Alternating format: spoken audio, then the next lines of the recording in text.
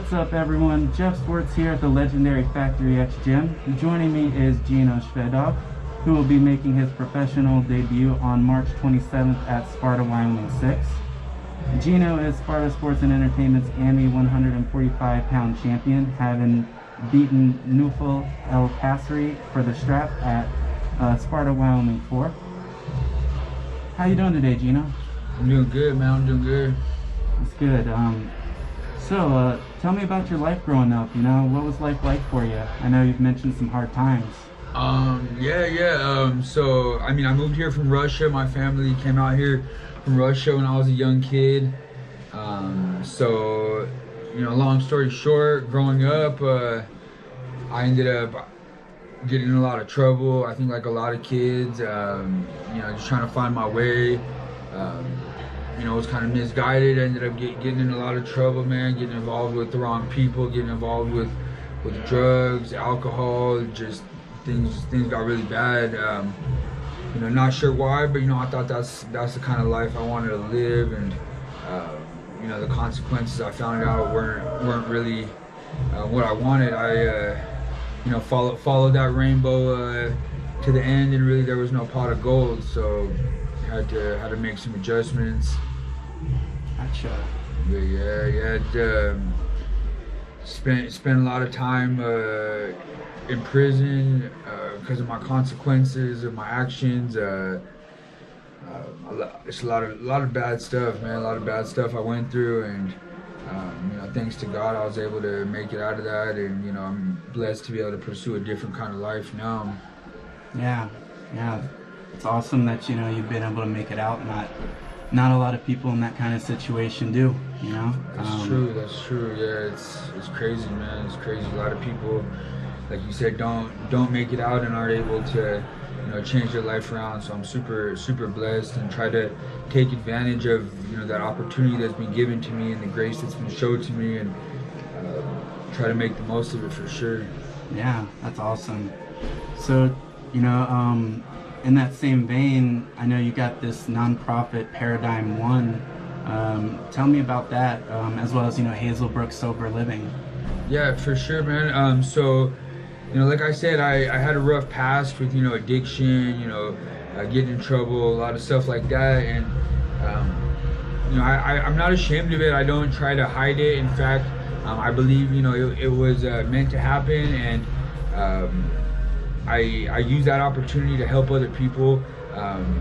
We operate Hazelbrook Sober Living Homes and Recovery, which is a recovery organization. We help lots and lots of people that struggle with the same thing, you know, that are, you know, in recovery, that are getting out of prison, getting out of jail, treatment, whatever.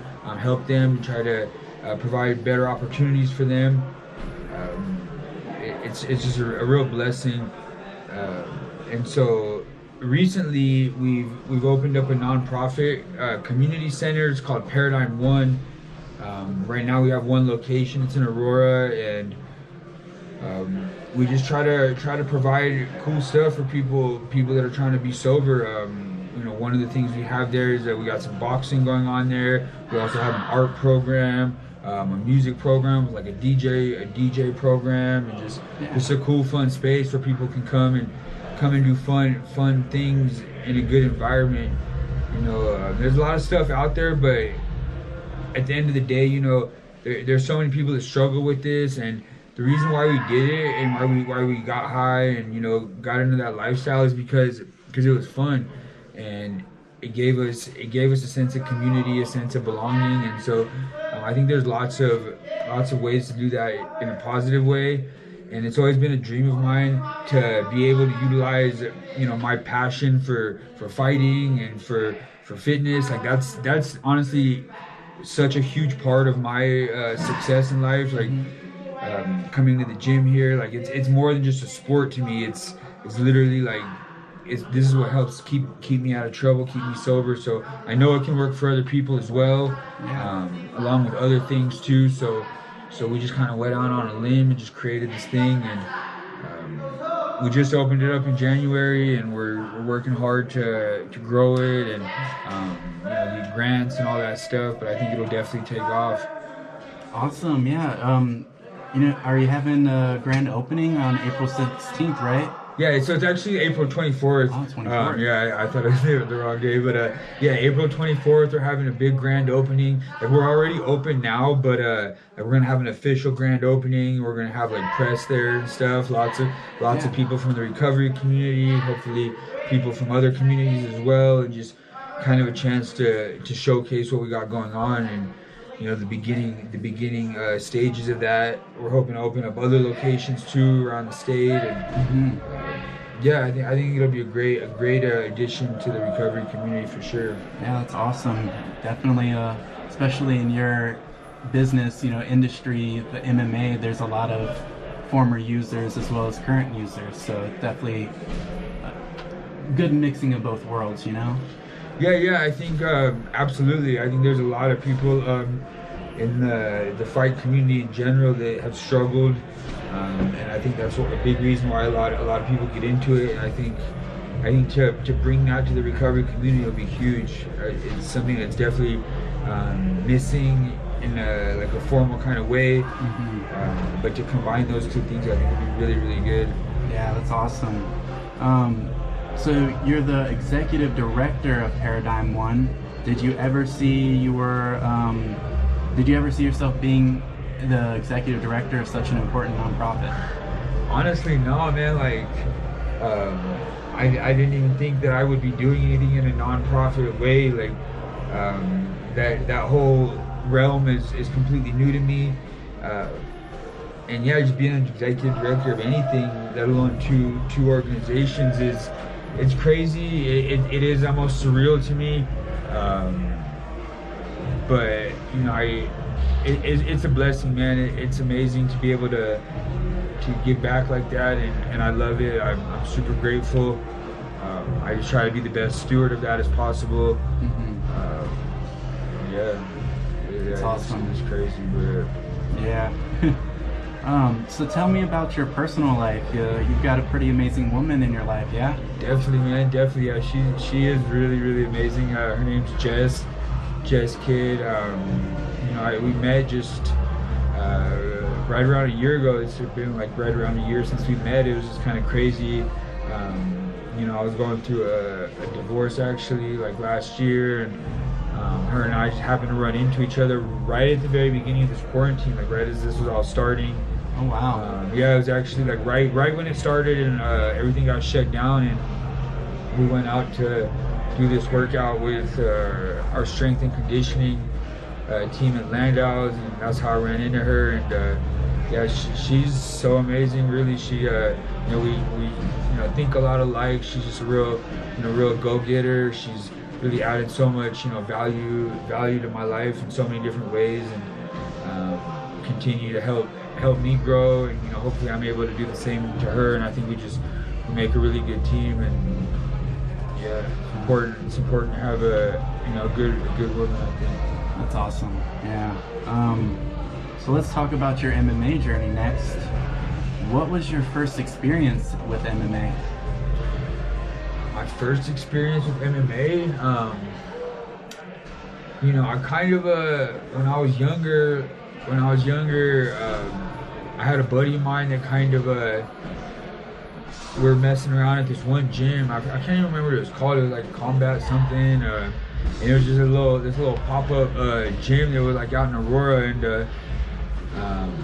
we just kind of started going there. My buddy got me going there, and like it's something I've always loved. Like I've always had a passion for fighting and for the sport and for the culture in general. And we started kind of messing around there a little bit, and like obviously like I was still really like living a lifestyle of just like I was partying every day. I was getting high. I was smoking cigarettes, smoking weed, drinking, like doing all kinds of crazy shit. And so I wasn't really able to pursue it how I wanted to, but we messed around it a little bit, and I liked it, and I just fell in love with it, and I couldn't really do it. Like I just would be around the culture a little bit here and there, like go to some fights, and things just got worse and worse and worse. Like I was like really like actively in my addiction and stuff. I had to go to drug treatment, and I went to jail and prison eventually, just all this like snowball stuff. But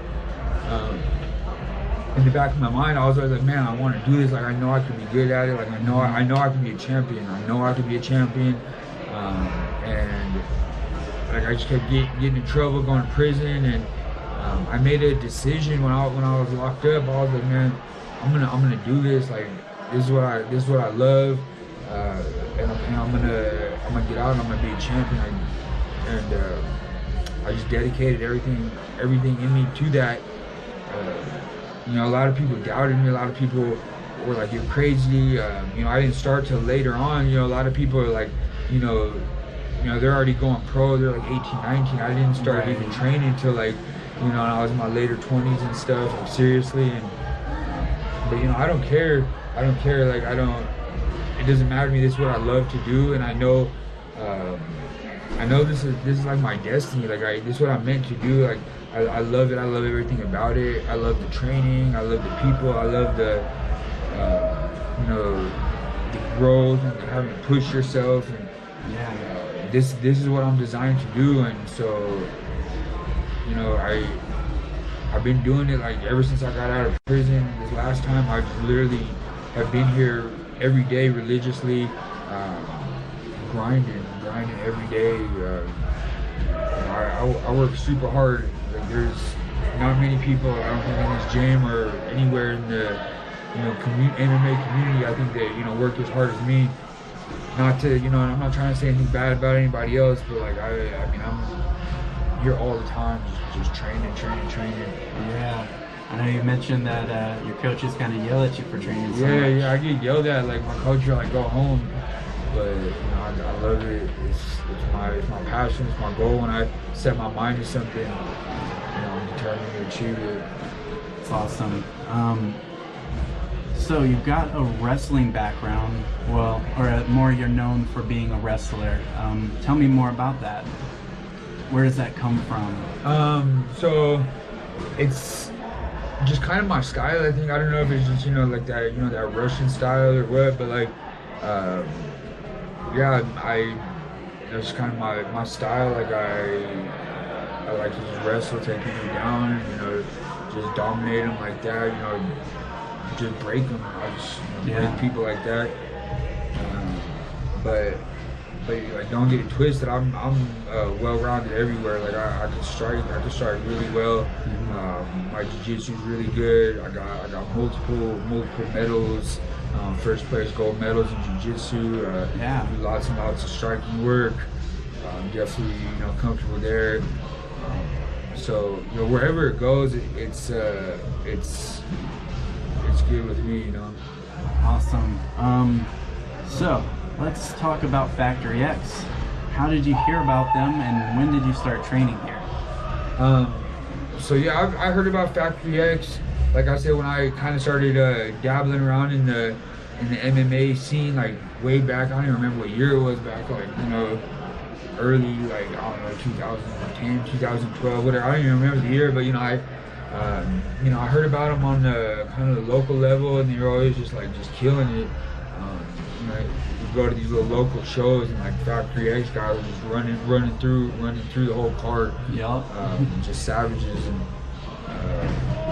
I wanted to train there. And when I was in prison, I was like, yeah, when I get out, I'm gonna go to Factory X. That's where I'm gonna train at. Like I said, I don't do this like to, you know, have fun, whatever. Like, that's not my goal. My goal is to be a champion. Like, that's the goal I set for myself. That's the goal I have. Like, that's what I'm here for, is to be a champion. Nothing less than that. And I know that Factory X, this is the place to do it. This gym breeds champions. Coach Mark, I mean, he breeds champions. If you're not on that championship caliber level, like, he doesn't even want you here. You know, he'd rather get rid of you than you know, have somebody that's gonna bring down the team. So that being said, like, this is the spot for me for sure. And what's kind of crazy about all that is, like, I don't know if it's like, you know, like a godsend or what, or it's just a coincidence, but I got out of prison and I got put in a halfway house that's literally right up the street from here, like right around the corner. Oh, wow, yeah. Yeah, ACTC halfway house right around the corner on Federal. And so I would, when I was there, I would tell them that I was going to work. I had this guy that was saying I was working there because it's like super strict. You can't get out unless you got a job. So I would tell him I'm going to work. It really had me coming here to train. Wow, that's awesome. Yeah, that's really interesting. You know, a small world, how things work out like that. So you've got some really, really great coaches here. How important is it for you to be surrounded by the right team and coaches? It's crucial, man. I mean, you know, they say, you can become a champion anywhere, but I think it's crucial to have the people around you, man. Like that energy, that guidance, man. Like, you know, who you're around is what you're going to become. And I mean, I'm surrounded by nothing but killers here. I mean, over half the team is UFC guys. You know, you look around the mat on any given day, you got 10, 12 UFC guys here. It's crazy to think about it, like when you actually stop and think about it like that. But like, I don't even think about it. Like, these are just guys that I'm training with, and like, sometimes I get at them, sometimes they get at me, but we push each other. You know, the way my mind is, like, I'm trying to win regardless. I don't care if you're, a UFC guy or an amateur, whatever. Like, I'm trying to win, and I think the room you're in is, I mean, that's going to determine how good you are, really, at the end of the day. Yeah. Amongst other things, but it's a big factor for sure. Yep, no, I agree. So let's talk about your upcoming professional debut. You'll be going up against one of the top prospects in the state in Dylan King from Colorado Victory MMA. Yeah. That's a tough task for your first pro fight. How you feeling about it? I feel real confident. I think I definitely got him. I think I got him everywhere, really. Like, I think I got him, I know of the dude. I've seen him around. I'm excited to fight him. I've been wanting to fight this dude for a while. I've seen him having success in some amateur fights at 135, and ever since then, I was like, I want to fight this dude. Yeah. And, I'm glad they set it up. As soon as our matchmaker told me about that, I was like, yeah, let's do that for sure. So awesome. That's I think a great matchup. Yeah, it speaks to your confidence, knowing that you'll go up against a top guy like that instead of just a gimme in your pro debut like some guys would choose to go for. Oh yeah, I'm trying to fight. I want to fight good dudes. Work my way up. My goal is to be in the UFC like soon. So he's who they put in front of me. So I gotta run through him. There you go. That's a good attitude, So you had a great Ammy career. You had a record of 5-1 and a championship belt to your name. But that belt came at 1-45, and you're a 135er, right? Yeah. How did that fight come about? I don't know. They just gave it to me. We're looking for. There's actually a couple of guys that I was supposed to fight, like in the previous couple months that were lined up, and then they just fell through for whatever reason. The guys pulled out or whatever. So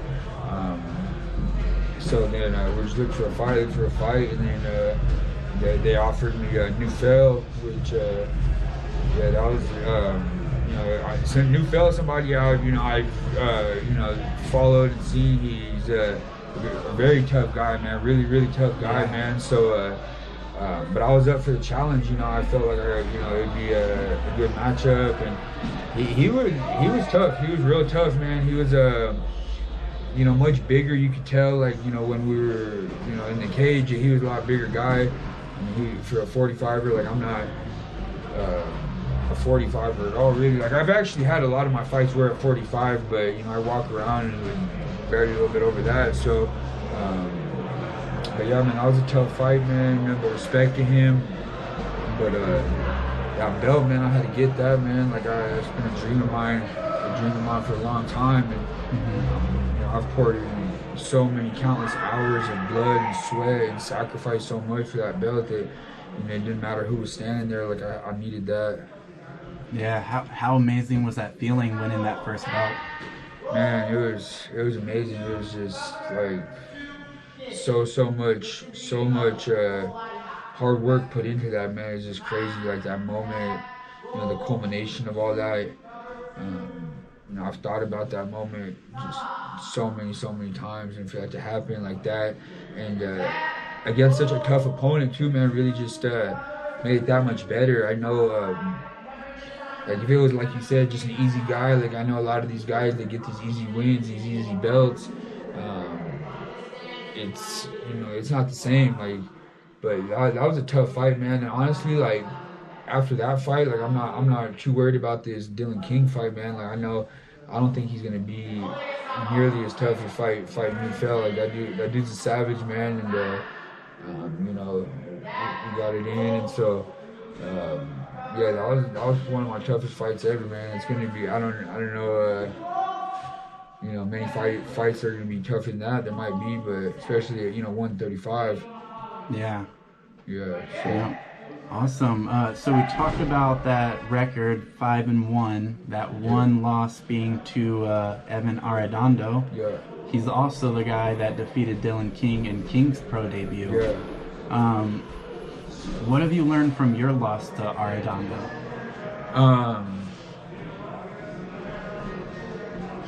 Well, what did I learn? I mean, Evan was a savage. Evan's a really good dude, man. Really high quality grappler, man. You know, I was able to get him down, and you know that was the mistake I made. Like, you know, I just I feel like I couldn't beat him on the feet, but you know I wanted to take him down, and he just has really high level jiu-jitsu and grappling in general. So he was able to, you know, out grapple me essentially and control me. There's really no excuses. He was just, you know, at that time he was a better grappler, a fighter, and yeah. So, but that was, I don't even know how long ago, but like definitely over a year ago, and you know, relatively speaking, I feel like even back then, the old me, then like I feel like I did a lot better than you know, Dylan did recently against him. And you know, I've grown so much since then. Like it's crazy. I'm growing at such a fast pace. So I think that yeah, just based off that, you know, kind of. Yeah. You know, you mentioned that that you watched Dylan's fight a little. How much is that a part of your game plan, watching that fight and learning from Evan, beating him? Is it at all part of your game plan? I mean, my game plan is my game plan regardless. Like, I'm not worried about what these dudes are doing or what these other guys are doing. Like, I'm going out there, I'm fighting my fight. He needs to, you know, worry about me. Like, I'm not worried about what he's trying to do. Like, I'm gonna impose my will and I'm gonna do that, and you know, I'm gonna let him adjust to me and try to figure that out. Oh yeah. Yeah. So, do you have a prediction for the fight? Yeah, I do have a prediction. I feel like I'm gonna go out there and I'm gonna break him. I'm gonna finish him. I'm hoping to finish him the first round finish. Awesome. All right, Geno. You know, it's great getting to know you a little better. Your story is amazing. Are there any sponsors or people that you want to shout out here at the end? Yeah, absolutely, man. There's been so many people that have been, you know, just instrumental in everything. This isn't about me at all. Like, I know I'm the one fighting, but there's so much more that goes into this than just me. Like, you know, first thing I want to say, you know, thank you to God and, you know, Jesus Christ, man. That's, you know, that's what saved me, and all glory goes to God always. I want to thank my girl. Like I was saying, she's always been supportive and supports me a lot. I want to thank, you know, Jeff and Becca and everybody at Sparta. You guys are awesome. I love everything you guys do. You guys do such an amazing job. You know, taking care of the fighters, promotion. So I love fighting for you guys, and I hope to fight a lot more and get another Sparta belt here real soon. And then my sponsors. So Mad Kingdom Clothing is fire for sure. They got all kinds of stuff that's coming out, the new line. Definitely check them out. My Fit Foods, Jamie Atlas for the body work. Dude's a beast. Who else?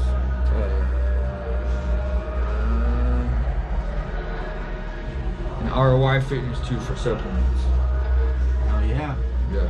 All right, Geno. Well, good luck next weekend. It's going to be one hell of a fight. Yeah, tune in for sure. Tickets, SpartaSC.com. Use my last name, Shvedov, Shvedov. Follow me on Instagram, Russian Concussion MMA. Check us out.